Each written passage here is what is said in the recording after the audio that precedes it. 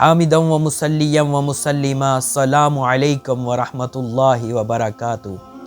آج کا ہمارا موضوع ہے انداز گفتگو کیسا ہونا چاہیے۔ یاد رکھیں اللہ رب العزت نے قرآن پاک میں ہمیں اچھے انداز گفتگو کا حکم فرمایا۔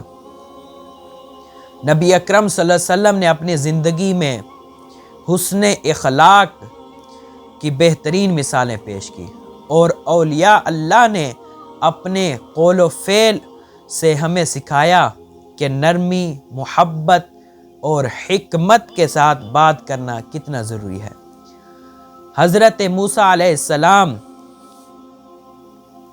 اور حضرت ہارون علیہ السلام کو اللہ تعالیٰ نے فرمایا کہ فَقُولَا لَهُ قَوْلًا لَيِّنًا لَعَلَّهُ يَتَذَكَّرُ أَوْ يَخْشَىٰ، فرمایا تو اس سے نرمی سے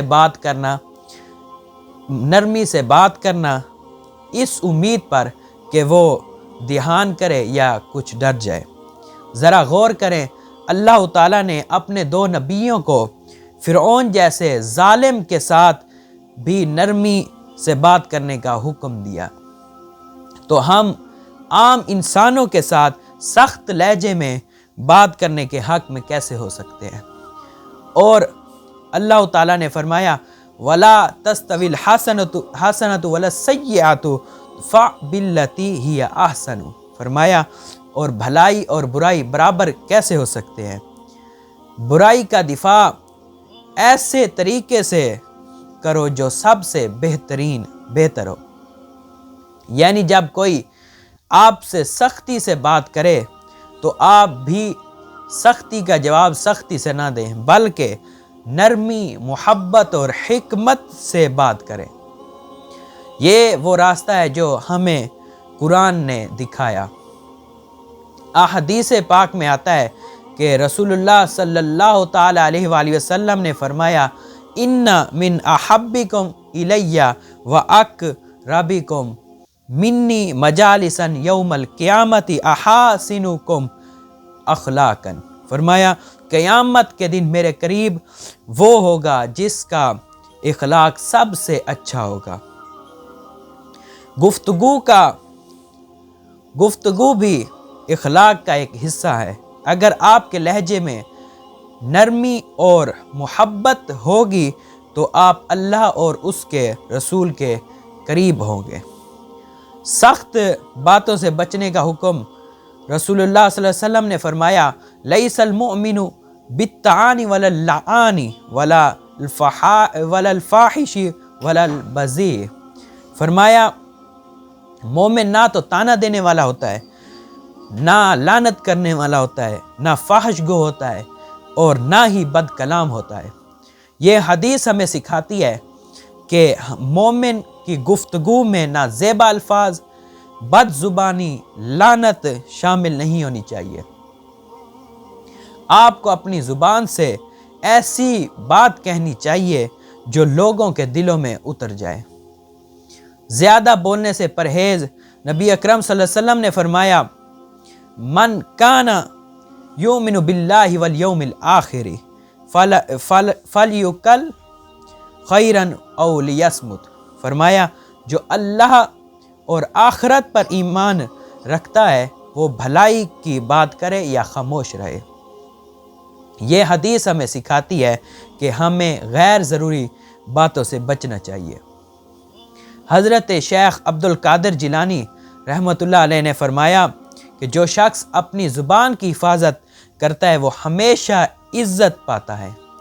ایک دفعہ کسی شخص نے حضرت شیخ عبد القادر جیلانی رحمۃ اللہ علیہ سے پوچھا کہ انسان کو کامیابی کیسے ملتی ہے، تو آپ نے فرمایا کہ سچ بولو اور نرمی سے بات کرو۔ حضرت رابعہ بصری رحمۃ اللہ علیہ سے ایک عورت نے غصے میں کہا آپ تو بہت مغرور ہیں۔ آپ نے فرمایا میری بہن، نہ میں مغرور ہوں، میں بس اللہ تعالیٰ کی بندی ہوں، اپنے رب کی رضا میں خوشی ہوں۔ یہ واقعہ ہمیں سکھاتا ہے کہ اگر کوئی آپ پر تنقید کرے تو آپ بھی اسی لہجے میں جواب نہ دیں بلکہ عاجزی اور نرمی سے جواب دیں۔ حضرت داتا گنج بخش رضی اللہ تعالی عنہ فرماتے ہیں کہ کسی کے دل کو جیتنا چاہتے ہو تو اپنی زبان کو قابو میں رکھو۔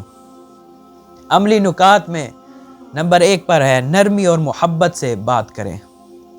نمبر 2 پر وقار کے ساتھ بات کریں، چیخیں اور چلائیں نہیں۔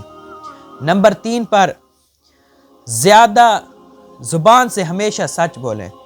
نمبر 4 تھوڑا بولیں، اچھا بولیں۔ نمبر 5 پر نازیبا الفاظ اور طعنہ دینے سے بچیں۔ خلاصہ کلام یہ ہوا کہ آج ہم نے سیکھا کہ قرآن و احادیث اور صوفیہ کرام نے ہمیں اچھے انداز گفتگو کی تعلیم دی۔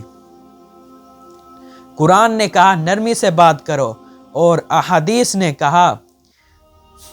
کہا کہ بے معنی گفتگو سے بچو۔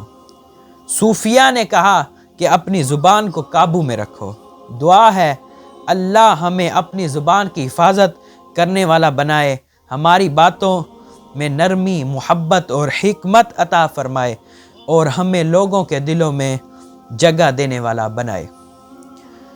یا اللہ ہمیں دنیا اور آخرت میں کامیابی عطا فرما، آمین ثم آمین۔